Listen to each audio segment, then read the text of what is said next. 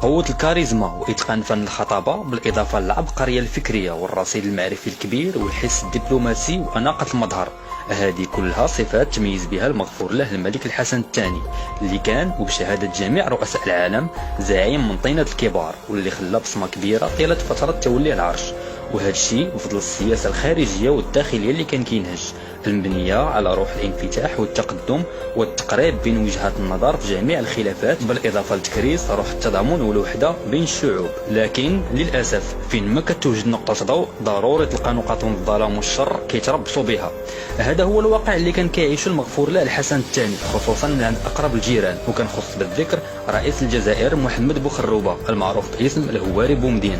بوخروبة للأسف ما قدرش الجميل اللي دار فيه الحسن الثاني ملي كان هو مجموعة وجدة عايشين في المغرب، اللي كان كيوفر لهم الدعم المالي والسياسي والعسكري باش الجزائر تتحرر. بوخروبة الرئيس اللي طلع بالانقلاب كان كيحس بعقدة نقص كبيرة من جهة الحسن الثاني، حيث عكس المستوى الراقي الكبير والتقدير اللي كان عند الحسن الثاني من قبل زعماء العالم، بوخروبة كان رئيس من الكرتون كيحاول يصنع لراسو صورة وهمية، هي صورة زعيم اللي في الواقع ما كايناش، لان الزعامة الحقيقية كتبنى على بزاف ديال القيم. العقدة ديال بومدين زادت كبرات ملي الجيش المغربي اكتسح الجزائر في حرب الرمال، وحينها بومدين بكى بحال شي هجالة مات ليها الراجل، وقال المقولة الشهيرة ديالو: حقرونا حقرونا حقرونا المراركة.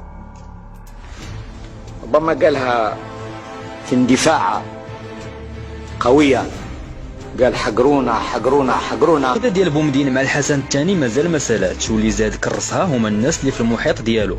في واحد الفقره في مذكرات الشاذلي بن جديد اللي كان رئيس سابق للجزائر، ذكر فيها انه نهار الحسن الثاني اعلن على المسيره الخضراء، بومدين جمع الجنرالات ديالو وقال لهم خاصنا نوجدوا التدخل العسكري، لكن الرد الصادم ديال الجنرالات ديالو ملي قالوا ليه بلي الجيش الجزائري ما عندوش القدره باش يحارب المغرب، خلى بومدين يغضب ويقول ما عنديش الرجال. وهذه الواقعات تعاودت مره اخرى في حرب امقاله اللي انهزم فيها الجيش الجزائري وهرب لقايد صالح هو وشنقريحه من ارض المعركه. بومدين خرج بتصريح تلفزي وعاود قال فيه بلي الجزائر كتعيش ازمه رجال. اختيار الرجال حتى نكون صريحين يعني، هل كل الرجال اللي عندهم مسؤوليه هم ملتزمين؟ القضيه هي قضيه نتاع رجال، والمشكل اليوم اللي مطروح في الجزائر هو مشكل نتاع رجال.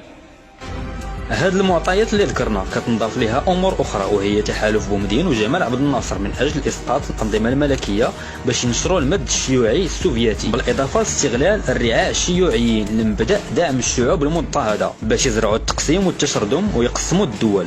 وهذا الشيء خلى بوخروبة يتصاحب مع تشي كيفارا وفيديل كاسترو باش يسوق لراسو صوره الزعيم الثوري ويغطي على الانتكاسات ديالو قدام الزعيم الحسن الثاني. هاد التراكمات النفسيه كامله خلقت لبومدين نوع من الاكتئاب وخلاته يحقد على الحسن الثاني ويخطط باش يغتالو.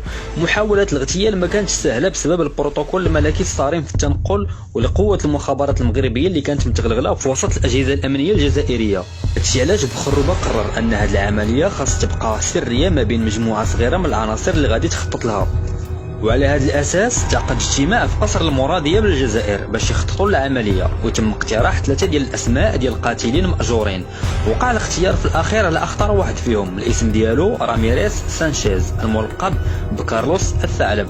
اختيار هذا القاتل المتسلسل جاب تزكيه من صالح حجاب اللي كان قاطع طريق سابق وقاتل ماجور في عهد بوخروبة، واللي تعطاتو صلاحيات التخطيط لهذا الاغتيال هو وكارلوس الثعلب.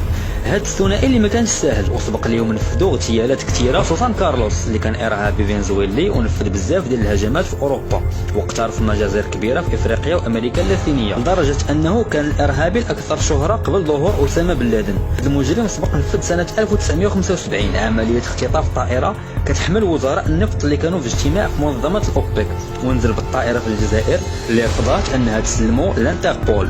الخطه اللي وضعها هذا السفاح هي ارسال 2 ديال الفرق منفصله للمغرب، كل وحده فيهم مكونه من 4 ديال المجرمين، وكل فرقه فيهم ما كتعرف حتى شي معلومه على الفرقه الاخرى ولا المسار اللي غادي تسلكو. وهذا الشيء اللي وقع، الفرق بزوج دخلوا للمغرب وبقاو مخبين على شكل خلايا نائمه. كانت الخطه كتعتمد على واحد المخبر سري اللي كان غادي يسرب لهم التوقيت والطريق اللي غادي يسلك الحسن الثاني ملي يكون خارج من الرباط، وكان المفروض ان كل فرقه غتكون متربصه في احدى هذه الطرق، وهاد الفروق بزوج حتى وحده فيهم ما عارفه الموقع ديال الفرقه الاخرى، يعني كل وحده فيهم معوله على الاخرى هي اللي غادي تكون الخطه البديله ديالها. لكن بالرغم من ان الخطه كانت محبوكه ومدروسه بشكل كبير، لكنها 3 ديال المرات كتفشل، حيث الحسن الثاني كان دائما سابقهم بخطوه، والمخبر اللي كانوا معولين عليه كانوا دائما معلوماته غلطه. وهذا المخبر بالمناسبه هو الجنرال احمد دليمي، هذا الخائن اللي كان ضمن دائره الثقه ديال الحسن الثاني الله يرحمه، وهو اللي نفذ الانقلاب ديال سنه 1983 واللي كان اخر الانقلابات في المغرب. الخطه ديال كارلوس الثعلب كانت دائما كتفشل، لكن واخا هكا كانوا عازمين انهم يطبقوها، الا ان الموت ديال المقبور بوخروبه اللي كان مفاجئ في اواخر السبعينات هو اللي حكم على هذه الخطه بالنهايه. هذه الاحداث تم الكشف عليها مؤخرا على طريق شهادات كارلوس غصن الثعلب من بعد ما تشد وتحكم عليه من قبل القضاء الفرنسي بالسجن مدى الحياه. هذه الشهادات حولت الكتاب مكون من 219 صفحه بعنوان العالم حسب كارلوس وجها لوجه مع ابن آوى، وهو الكتاب اللي فضح ووثق تورط بوخروبه المعروف باسم الهواري بومدين ومحاولة اغتيال الحسن الثاني. ولكن لسخرية الأقدار كتب الملك الحسن الثاني الله يرحمه أنه يعيش ويتابع مسيرة بناء وتشييد الوطن وتحرير الصحراء المغربية وتطوير الدولة المنشودة. أما بومدين مات وخلى من وراه رصيد كبير من الفساد السياسي اللي كان سبب مباشر في انهيار الجزائر ودخولها في العشرية السوداء، كما أنه كان عامل كبير في تكريس اقتصاد الريع والبترودولار والسرقة والنهب اللي مازال كينخرف في الجزائر حتى اليوم.